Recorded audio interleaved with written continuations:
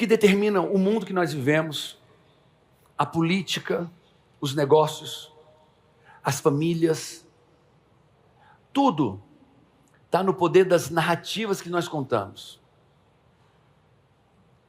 Quem entender isso vai entender metade ou 80% do que acontece na sua vida. Narrativa. Nós vamos aprofundar muito nisso, nas narrativas. Eu não me guio pelo que acontece. Você acha que as pessoas se guiam pela política? Não, elas se guiam pelo que as pessoas contam sobre a política. E quem contar melhor, ou quem você ouvir mais, é o que você vai acreditar. Independente do que é verdade ou do que é mentira. As narrativas são muito poderosas. E você vive em função das suas narrativas. Paulo, como é que eu posso mensurar as minhas narrativas, as histórias que eu conto, a maneira que eu penso? Como é que eu posso mensurar as minhas narrativas? Se são boas ou más? Estão comigo, gente? Narrativas. Então nossa vida vem com as narrativas. E nós temos as nossas narrativas. Narrativas nós aprendemos na nossa infância. O que meu pai contou para mim pode ter virado narrativa, virou o contrário disso, e eu vou vivendo narrativas. Uma pessoa para adulterar, não precisa de narrativas para adulterar. Nós não nascemos para adulterar. O adultério pede que venha antes uma narrativa. Nós não nascemos para roubar. Para roubar eu preciso de uma narrativa que justifique, que explique, que abra caminhos. Só que às vezes a narrativa vem de dentro. E é sobre essas narrativas que vêm de dentro que eu quero conversar com vocês. Sim ou não?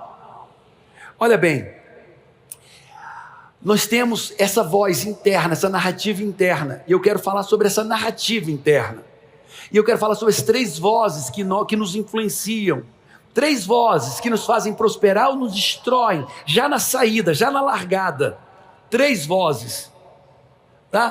Paulo, o que essas vozes falam para mim? Elas falam de coisas como quem você é.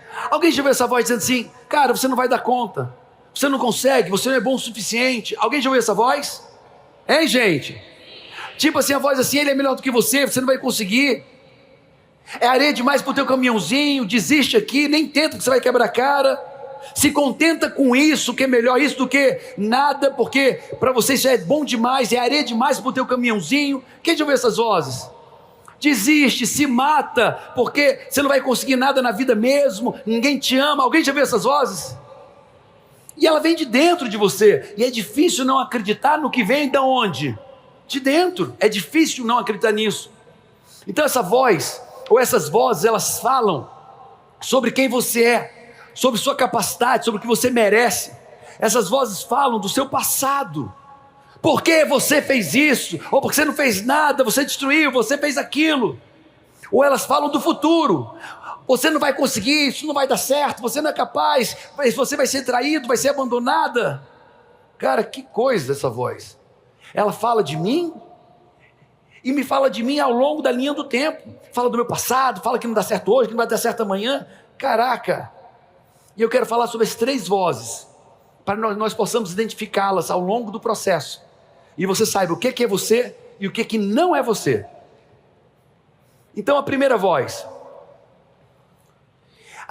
é a voz da consciência sã. É a voz da percepção lúcida dos fatos. Ela vem pelo equilíbrio positivo das suas emoções. Essa voz que vem diz assim: ó, não atravessa a rua porque é perigoso. E você: não vou atravessar, é perigoso. Essa voz que diz: não, vai lá, pode fazer isso. Aí você vai e faz e dá certo. É a voz que diz para você ir quando deve ir, é a voz que diz para você não ir quando você não deve ir. Cara, como é feliz uma pessoa que tem essa voz, a voz dessa consciência sã, porque essa voz é cordata, ela é sábia, ela é ponderada, ela é possibilitadora, ela fornece boas escolhas. Uau, eu preciso dessa voz. Só que depois vem uma voz negativa, é a voz das emoções e forças negativas dentro de você. É a voz que vai na tua memória quando o teu pai te deixou, na memória quando você viu a bebida dentro da tua casa. É aquela voz que vai até a memória quando tua mãe traiu teu pai, quando teu pai quebrou a casa, quando faltou comida, quando você foi espancado, abandonado. Essa voz negativa, ela é pessimista,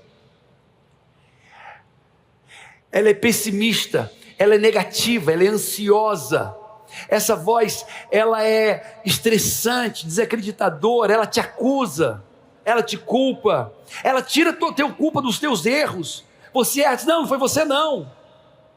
Mas você fez também porque tinha que fazer, afinal de contas. Ou ela tira a responsabilidade ou ela te põe em culpa. Ela aparece em situações de desconforto, mas mesmo assim você ainda tem controle. Quem é que tem ouvido essa voz? Você não é bom o suficiente, você não vai conseguir. Quem tem ouvido essa voz? Levanta aí. Você não é bom o suficiente, você não vai conseguir. É difícil demais. Essa pessoa não te ama. Ela não te quer. Isso não vai dar certo nunca para você. Quem tem ouvido essa voz? Faz assim para mim. Pode começar a se preparar para despedir dela, ok?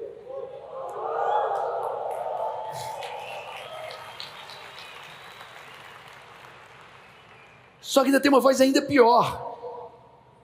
É a voz espiritual. É uma voz espiritual destrutiva. E ela tem acesso a você. Presta atenção no que eu vou dizer. A primeira voz, ela vem de você. A segunda voz, ela vem das tuas emoções, principalmente do teu passado. Ela pinça memórias do teu passado e ela traz para o teu presente para te machucar, para te infernizar a vida.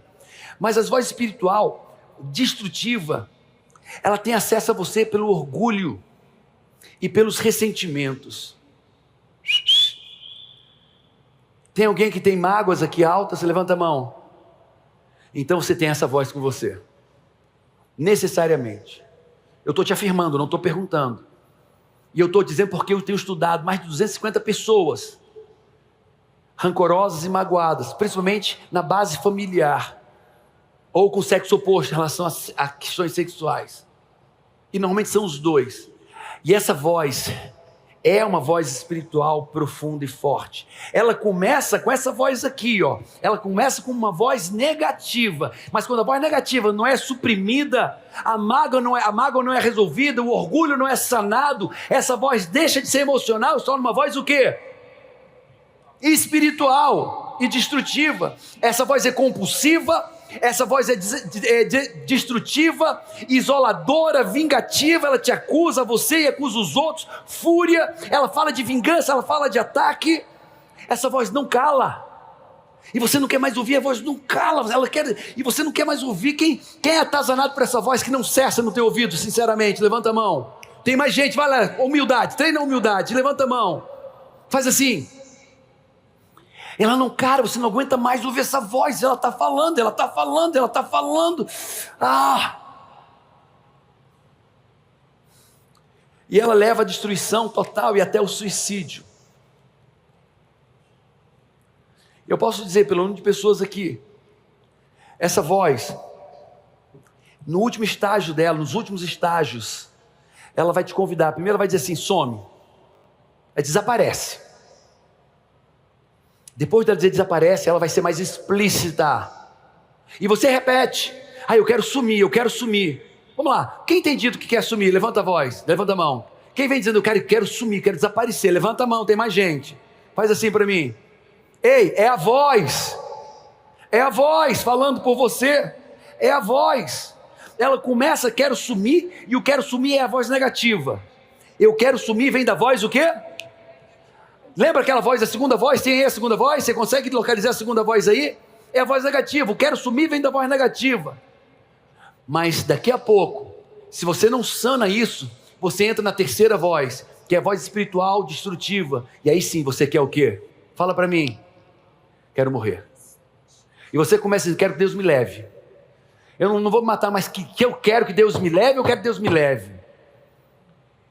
E a última etapa, quando você mergulha de fato na voz destrutiva é, eu quero morrer. E a partir dessa estruturação do eu quero morrer, você começa a pensar o como. É a maneira talvez menos dolorosa, ou a forma mais agressiva, vingativa com as pessoas que não te deram a mão. Essa é a voz espiritual, destrutiva. Muitos estão nela aqui dentro. E nós vamos aprender a lidar com esse processo. Nós vamos aprender a lidar com essa voz. Nós vamos eliminar não só a voz negativa, como a voz o que, gente? Destrutiva. E nós vamos usar várias ferramentas, vários métodos, para só termos aquela voz positiva, aquela voz empoderadora, aquela voz construtiva, aquela voz curativa dentro da gente. Vocês estão prontos para viver isso? Sim. Vocês estão prontos para levar a sério, muito a sério isso? Sim. Não faça o método CIS se você não quiser mudar a sua vida em 360. Esse é o meu primeiro CIS, CIS 227 aqui em São Paulo. É muito maior do que eu imaginava, do que podia sonhar. E aí eu vi a mudança dos meus pais e eu falei, o que que tem nesse curso? Vejo que as ferramentas que o Paulo trouxe são essenciais, porque tudo é uma construção. Então, o meu recado para você é: vem, faz, se entrega. Minha mãe, ela não era uma mãe presente, meu pai não era um pai presente, mas depois ela fez o método CIS, tudo transformou, a minha família prosperou. Eu me curei da depressão, me curei da síndrome do pânico e da ansiedade. Eu entendi bem que é só o começo. É uma pequena parcela daquilo que ainda vai acontecer. Tomar decisões melhores, saber selecionar as amizades melhores, ambientes melhores. Estou muito feliz com essa oportunidade de estar aqui e de tudo que vem pela frente. É real, é pra mim, é pra você.